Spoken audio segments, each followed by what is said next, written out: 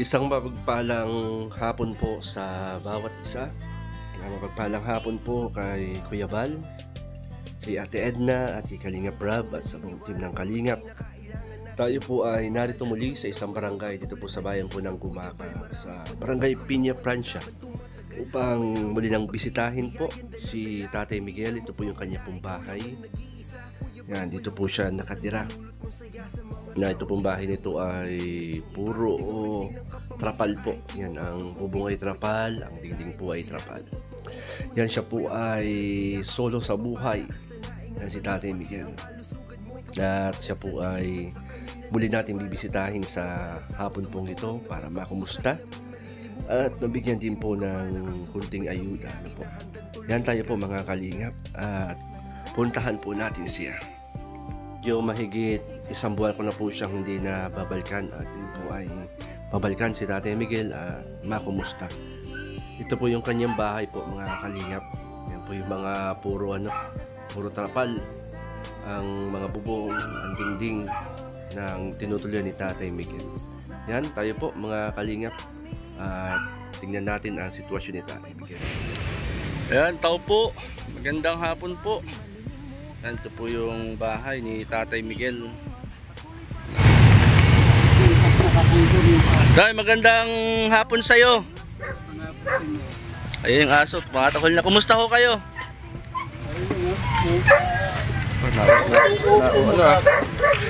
Sige na po, sige na po. Kumusta kayo rito sa inyong mansyon? Ay, inutay-utay ko nga at baka dako ko na yung kahoy ko rito. Kumusta po kayo rito? Kumusta po ang mahigit isang buwan tayo hindi nagkakita Ayan. Anong inaayos nyo sa bahay nyo? Ayan nun. Ayun no. Nilagyan ko ng mga kahoy na pambaladra. Alin no. Yan, pasyal tayo sa mansyon ni Tatay Miguel. Ito po mga kalingap. Aling inaayos nyo rito? Anong inaayos nyo? Lalagyan ko nga para may tungtungan. Lalagyan ko na doon. Hindi ko naman makibot. Wala pa. Ay, itong kusina ninyo, kumusta? Ay, pag-iagyan na lang. May kanin pa ho kayo? Ha? May kanin pa? May kanin, nagsaing nga. May saing ho kayo. Ang palas Tatay Miguel Yan to po yung dito ko nahigaan ho. Yung higaan ninyo. Pag naulan na, cover na. Pag naulan, tuluan ho ito. Kasi Hindi pinisa kong nalaan ako na pagtabing. puro trapal itong inyong ay. Hindi naman natulo sa hinihigaan ninyo. Hindi naman. Buti, baka mamaya natutulog kayo. Pagising nyo, naliligo na pala kayo. Si Tatay Miguel. Parang wala kayong kasama ngayon dito. Ay, tapos na. Nanood na kami ng pelikula. Kumusta na po ang ano po ang inyong pinagkaabalahan sa maghapon? Ari, yung may magpapatapon ng basura tapon ako. Ay, yung bang trabaho nyo? Ano ba kaya kandaluta. Tatawagin ako, Mike. Tapon mo nga ng basura, bibigyan ako kumisa ng 30, 50. Ipunin ko yun.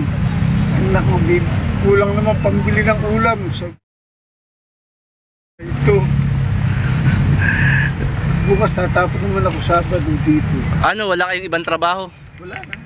Yun lang. Nangangalakal din ba kayo? Kumisan may nabigay sa akin dyan like, bungkalin mo yan, mayroong bakal-bakal dyan. Ayun.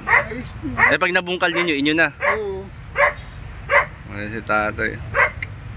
Wala, taghirap talagang panahon ngayon. Hindi katulad nung una. Talagang konting kibok lang.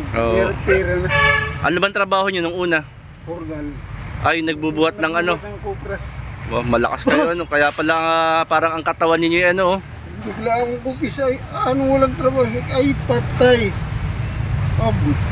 Ang ginagawa ko yan ang binabarbil ko Ayan bato. Pinagayan, isa pag nalay na ito, Ilang taon na nga kayo? magsi-73 na ako, 72 pala. Kailan kayo magse-73? Ito September 29. September 29. Aba, malapit na pala, no? Malapit na, ay kasunod din September na. Oo, malapit na pala kayo mag-birthday. Kahit mahirap ako hindi ko, Mhm. hindi, mahirap nang gumalaw ng hindi iyo. Oh, ano pati, hindi maganda yung gumawa ng ano, kumuha ng hindi pag-aari, hindi maganda ho yun. May pa yung manghingi ka, Yun. bibigyan ka, ayos. Kung Mas- hindi ka bigyan, di ayos eh. Mas maganda nga yung manghihingi, no? Kaysa yung kumuha ng hindi, ano. Halimbawa, magnakaw ka naman, sasabihin sa'yo, hindi namin ugali ang kami mga magkakapatid. Mhm. Wala sa lahi namin na magnanakaw. Talagang nakikita mo, hitak, Oo. Bali, yun lang pala ang inyong trabaho, yung pag merong magpapatapon ng basura. Oo, yun lang. Mhm. Wala na. Pag walang magpapatapon, Hindi wala. Ngayon, paupo-upo na, makapo na. di panay ang lingon ninyo mga ngali ang liig ninyo. Siguro na napansin mo ako yung din ako. Ay, siya. Ako ay inaakit sa birthday yan Nino ho. ni Aling Ining. Ah, may Ang aming kanay presidente. Presidente ng ano ho. Ang kanang sa namimigay-migay ng kunay. Sabi ko, hindi ako pwede dyan. Nakakahiyang malaman lang iabot kahit pa paano. Sa tatay. Eh sila, nahihilig yung ganun. Um, Sabi ko tamang-tama, makakapal naman ang mukha ninyo. Ay, ayun na lang. Bisa maghapon, paano yung ano, yung halimbawa, walang magpapatapon ng basura sa inyo. Tapos walang kalakal, paano yung pagkain ninyo? Ay, ako may nagbibigay naman kumisan na punta rito yung aking mga pamangkin, apo. Ayun, nagbibigay naman. Lolo. Wala. Bigyan ako ng 200. Bibili ko na kagad ng bilis. Saka yung magtitira ako, pambili ng ulam. Nice man. Abuti naman ho ano, at may nag-aabot ho sa inyo. Gaya niyan. Itong baka itong September, pumunta rito yung aking pamangkin. Nasa diet eh. Nasa diet ho. Doon nagtatrabaho. Ayaw gusto ko pag sa diet. Parang, pero Tatay Miguel, tanungin ko kayo, nananalangin ba kayo? Misa-misa. Anong panalangin nyo? Padalagay ko. Diyos ko po. Patamain naman ninyo ako sa meeting. Ito ko talagang kapos na kapos na. Patayain sa meeting, patamain. Bukod doon, ano pa yung mga panalangin ninyo? Ay, wala na. Yung game na lang. Kumbaga Tatay Miguel, sa buhay nating mga tao, ano man yung ating pinagdadaanan, huwag tayong makakalimot sa Diyos. Ay, talaga ako na. Kumisan nga, napasok ako. Ayan, papasok din naman ako sa birthday ko. Basta't na kay Diyos ko po, tulungan niyo ako. Ayun. Kumbaga lagi tayong humingi ng tawad sa Panginoon kung tayo nakagawa ng kasalanan, Sabi, makakagawa naman ho kayo sa akin at ako'y talagang walang-wala na. Hindi katulad mo una, talagang kunting kibulang. Kwarta na. Kwarta na ho. Ay nauubos ay. Kumisan ay nasa beer house ako. Nung una. Oo. Nagdali na. Basta Tatay Miguel, ano man yung mga pinagdadaanan natin, sitwasyon ng inyong buhay, lagi natin tatandaan. Matanda kayo sa akin, pero ito ay isang payo ng isang kaibigan. Huwag tayong makakalimot po sa Diyos. Ay, akin. Yung pong pinakamahalaga sa lahat, Tatay Miguel. Talagang hindi ako nakakalimot. Oo. Kahit paano, maski nag-iirap ko, Diyos ko po. Oo. Kasi ang tulong ng tao, Tatay Miguel, may limitasyon, may hangganan. Pero ang tulong ng Diyos, talagang walang limitasyon. Kaya sa lahat ng oras, sa lahat ng panahon, sa Lord tayo kumapit, Tatay Miguel. Lalo na kayo, nag-iisa kayo sa buhay, di ba? Kumbaga, ang karamay lang ninyo, siyempre number one, si Lord ang karamay natin. Tatay Miguel? Tatay Miguel, hindi kita sinisirmunan ha. Yun ay yun ay isang paalaala bilang isang kaibigan. Po Tatay Miguel. Ako po yung naparito para kumustahin po kayo. Yan. Masaya naman kayo Tatay Miguel. Ay, basta't may may nakakausap, ayos na, puro ang ngiti ko. Oo. Wala na. Naku po, paano na naman narin. Ano na kayo? Ganyan ako eh. Mm. Antes, Hindi pa palaimik ay. Ay. Tatay Miguel, natatandaan niyo si Mr. J. Yung kasama ko dito nung nakaraan. Oo. Yan, kinukumusta kayo ni Mr. J. Yan. Ito tatay, kumustahin niyo si Mr. J, mapapanood kayo. Si Mr. J. Yan, ako po ay nagpunta po ako rito sapagkat may pinapaabot si Mr. J sa inyo. Yan tatay, pinapaabot ni Mr. J, sandali lang po. Sige tatay, tingnan nga po niyo kung ano po yan. Yan, pinapaabot ni Mr. J. Yan tatay, nagkakape ka ba? Yan, ito may kape, galing kay Mr. J. May kape. Tama. Ano yan tatay? Pansitin. Nakain ba kayo niyan, noodles? Yan ay, hindi na ako bibili ng pansitin dyan. Wala pambili pati. Ayan, galing ho yan kay Mr. J. Nakain ba kayo ng noodles? Mga tayo basta pinakain, ayos yan. Ay, huwag lang yung nakakalason. Tayo dyan. Yan, tinapay tatay. Yan, meron din tinapay. Bigay si Mr. J. Yan, may noodles pa pala. Yung sardina, May dilata tatay. Nakain ba kayo niyan ng Carne Norte? pampirito sa res. Oo. Sibuyas. Sarne Norte, tatay. Yan, may corn beef tatay dyan. Nakain ba kayo ng corn beef? Lahat na pinakain na hindi nakakalason. Kinakain ko. Pag nakakalason ay Oo. naman ako. Ito Mr. J, dinalaw ko ulit si Tatay Miguel. At yung iyong pinabibigay ay ating ibinigay kay Tatay Miguel. Yan si Tatay oh. May noodles, kape, tinapay, dilata. Na Tatay, yan ay kumbaga ay makakatulong din sa inyo. Sa inyong araw-araw na pagkain Pwede naman pang ulam ay. Itong mga noodles. Inuulam ko yan. Tay, ano sasabihin nyo kay Mr. J? Maraming salamat sa tulong niyo. Ayan. Salamat daw, Jay, sabi ni Tatay Miguel. Opya. Ay, naglaglagan. Ayan si Tatay Miguel, mga kalingap. Dito po siya nakatira. Ayan si Tatay Miguel. Mga antabing lang po niya ay trapal, bubong niya ay trapal. Tatay, binata ka, no? Binata ito si Tatay. Hindi na nag-asawa. Nadala na si Tatay daw, kaya di nag-asawa. Yan Tatay, bukod sa meron na kayong ulam, meron din po nagpapabigay sa inyo.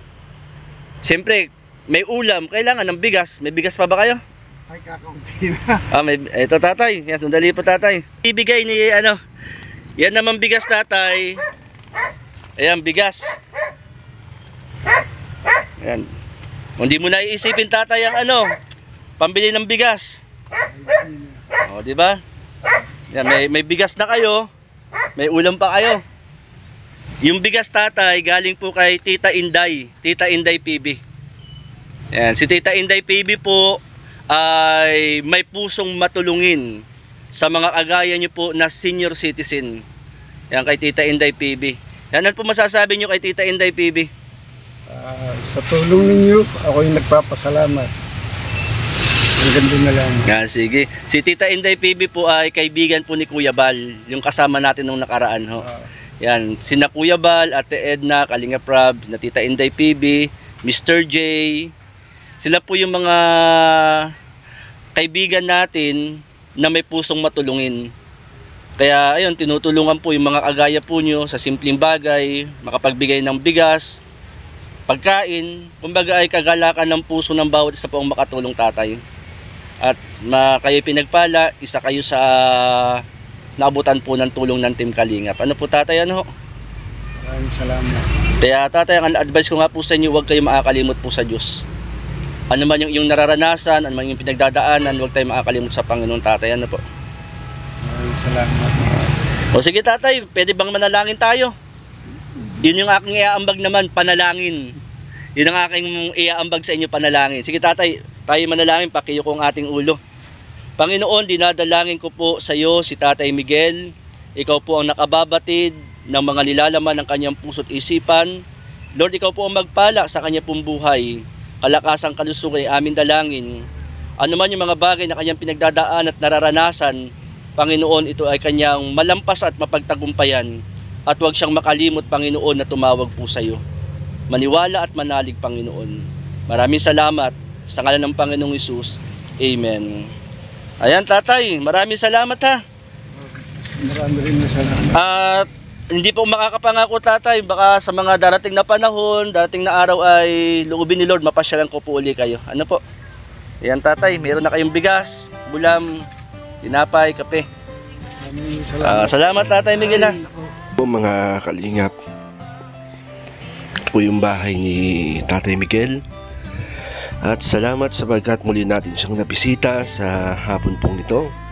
Maraming salamat kay Mr. J sa pinabot niyang grocery para kay Tatay Miguel. At salamat din po kay Tita Inday PB sa bigas na atin pong naiabot din kay Tatay Miguel. Kaya marami pong salamat sa lahat. At kay Kuya Bal, kay Ate ng Kalinga Prab. Shout out sa lahat ng mga kasama natin dito sa Gumaka Landing Pad. Yan, shout out din po kay Brother Paas, kina Engineer Agol. Yan po sa Dait. Marami pong salamat. God bless Team Kalinga. Sa dilim at sa kanila naniwala, Kuya Bal na walang sawang tumutulong na may pag-usay namin